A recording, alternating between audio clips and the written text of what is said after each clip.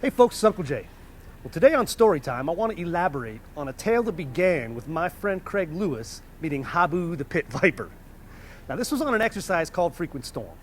None of us much like doing exercises, but you got to. You know, we're all action guys. We'd rather be doing something real. But this one, I gotta say, was more entertaining than most. Now, the game we were playing was guerrilla warfare. My team had a bunch of Marine aircraft mechanics, and we were training them to be stone-cold, steely-eyed killers, guerrillas, insurgents, who were going to overthrow a government that was played by a Marine infantry company. Now, the game had been going on for a while, and we were kicking the shit out of these guys because we owned the jungle, and they owned a base camp and the roads they patrolled in their Humvees. We ambushed them over and over again, playing laser tag, killing them, stacking them like cordwood. Exercise evaluators would reanimate them, and we'd go about our business. So we got to the point where we were really kicking some ass. And this brought up the newest member of our team, a warrant officer named Chief Rod. Now, Chief was a famous figure from Vietnam. He'd been on some of the secret squirrel hunter-killer teams, and when it was announced he was coming to our team, all the crusty old guys in Okinawa were telling us horror stories. Oh, Chief Rod's coming. You guys are in for it. Chief Rod's coming. We kept hearing all these stories, and we were obviously a little bit concerned. And then he shows up. You know, we're expecting this giant, hulking, savage beast with a knife and all that. And he walks in. He's about 5'6", regular size, greasy hair, and thick glasses. We're like, what in the world? You know, this guy's, he's not a scary-looking dude at all. We go back to all our crusty guys and we're like, look, trust me, he's a killer. You'll see soon enough. So we're like, fine, going about our business. And as we're doing the train-up piece, the isolation for this exercise, Chief just pipes up in the isolation tent one time, and he says, you know, I think we should do some patrolling to make sure everybody's on the same sheet of music. And we're like, oh, shit, here it comes. We're all dreading what he's going to come up with. And he says, yeah, we're not going to bring rucksacks, and I'm guessing we'll probably go a kilometer or so. We're all like, fucking heck, that's about the best news we could get. I mean, one click. I was expecting 12, 15 miles carrying 100 pounds. Now we're not even bringing our rucksacks, and we're going a click. Life is going to be good. So we're on one of the smaller islands off Okinawa, which is where we're in isolation.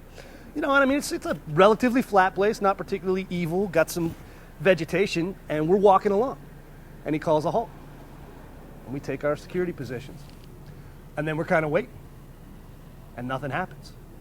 And we commune with nature. And we make friends with the spiders and the bugs and the centipedes and everything else. And we stay there, and my thighs are killing me. And I'm gonna die. And then finally, 15 minutes or so later, he moves us again. Step, step, step, halt. Yeah, you got it. We only went a kilometer. It just took us 4 hours. Chief was a sneak and peek kind of guy. That's the game he played, and he showed us what that meant. So as we're busy kicking the crap out of these guys in the jungle, we're sitting around the campsite one night watching Ranger TV, you know, sitting around a fire, and Chief mentions that it had always been a goal of his to witness a Zulu Dawn style charge on a fixed position. You know, all the warriors with their spears and their shields going crazy, yelling, chanting, and just vroom, rolling up like savages on a fixed military position.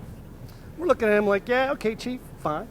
And as the exercise goes on, and we basically got these guys pinned down, we know where the base camp is, where their observation posts are. We get in trouble because we keep knocking down their commo towers.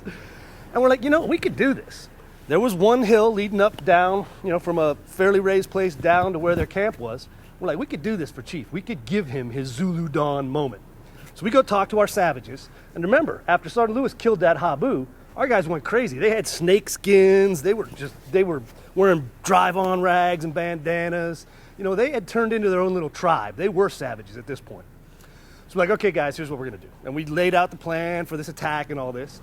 And we go to Chief. We're like, hey, Chief, we got it for you. We got a present for you. We're going to do something for you. So we get him and the team sergeant. We set them up in an overwatch position so they can see this coming. We take our collection of savages, and we get them to the place where they're up at the top of this hill, and they can basically run down and attack the base camp of the guys we're fighting.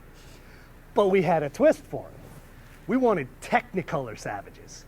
So we had gathered up every chemlight we could find, and we had a couple hundred of them. We got maybe a couple dozen of our guys there.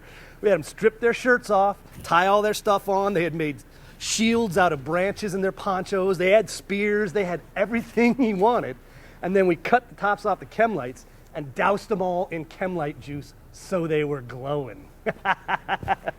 So we set off the assault, shot some Illume rounds out of the 203s, lit up the camp so everyone could see what was going on, and then out of the darkness, coming down the hill, is a horde of screaming savages chanting I don't even know what, some Marine Corps aircraft mechanic stuff.